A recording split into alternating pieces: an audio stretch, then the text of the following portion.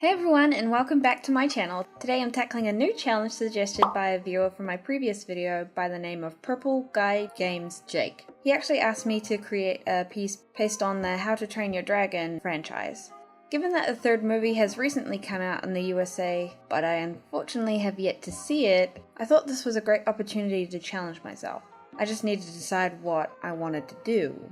Given that Caitlin McKay has actually done a dragon monster mash with a few of the movie's dragons a while back, I know I didn't really want to rehash that challenge. So instead I got to thinking about some of the many dragons that have appeared in the original books, but I haven't seen redesigned for the movies. Because trust me when I say that they typically go through one hell of a redesign before you see them on screen.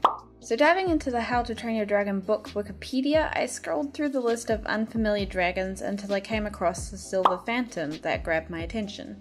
Described as a sky dragon of the purest silver with massive wings that sport long spikes down their back and have spaded tails. Females of the breed actually have long horns on the ends of their noses, but I decided I wanted to tackle a male dragon instead. So with the description and one very rough full-body book illustration as my only guide, I set about sketching my interpretation of the Silver Phantom.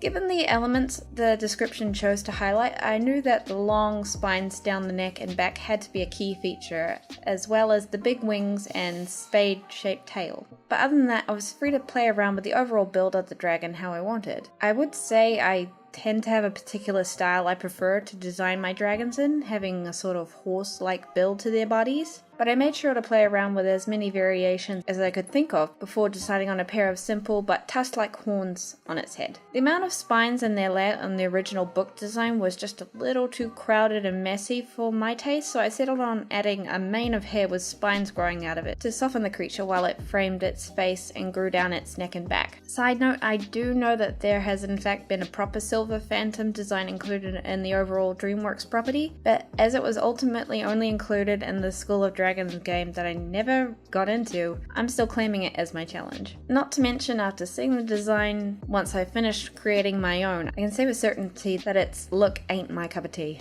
So my rough design in mind, from there I liked the idea that I could push the motion and pose of the dragon by quickly drawing a swirly line that would guide me as I built up the anatomy. The flow from one end of the page to the other felt so much better that way. I probably should have taken into account the position of the wings earlier on in the sketch to ensure I got the most out of his pose and they weren't hiding too much, but while it was a huge pain in the ass to figure out the shape and build of the wings, they ended up hiding the problematic back leg and fitting into the composition nicely. Given the way the book chose to focus most of all on the flying abilities and the size of the Silver Phantom, I knew I wanted to feature him in motion amongst the clouds high in the sky. They described them as one of the largest and most dangerous dragons because they can fly high and hide against the sun because of its silver reflective body. Working from the background forward, I decided on a sunny landscape with warm yellow and deep red tones to offset the cold silver of the dragon's body.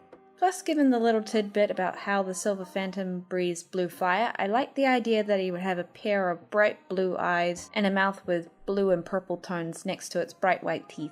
From there I gave him a bright mane of hair to help with the reflective nature of the body, but then darkened the nails, spines and horns to make sure that he didn't just blur all together in a mass of pale grey tones before I started adding definition. With a silver grey colour palette planned, I knew his skin was going to absorb a lot of the colours in the environment around him when the shadow and lighting effects would come into play. I don't know what my fascination is with using bright light sources behind my dragons that cast their front into shadow, but I just can't seem to help myself in that case. Just like my Disney Figaro piece, I built up the layers of shadow using the ambient dark red tones of the sky, first laying down the base shadow and erasing where the initial light would hit with the sun set behind his body. The next multiply layer of the same colour I used to define the shadow that would shape the dragon's body and features like the plates of his underside and the muscles in his wing limbs where the sun and ambient light can't reach. Then my favourite part of rendering came where I took the colour of the light source and began overlaying the light yellow on his body where the sun would highlight. It would seep through the strands of hair, creating a soft rim light around his form, so I made sure to add an outer and inner glow effect. From there, while I initially played around with a few defined dragon skin and scale textures on the body,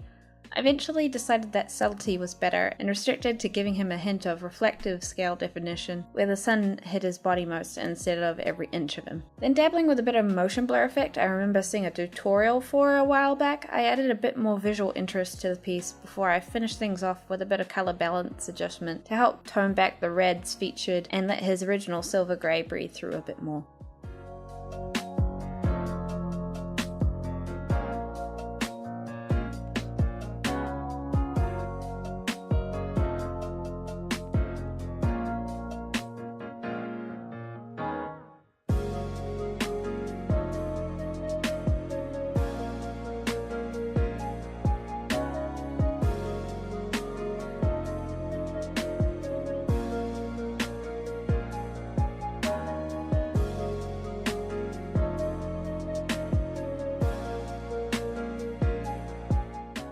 Thanks for watching everyone. If you enjoyed this video, be sure to flick that like button or leave a comment below. If you haven't already, be sure to subscribe so you don't miss out on any future videos. I upload every fortnight, and feel free to check out some of my other videos in the meantime. See ya!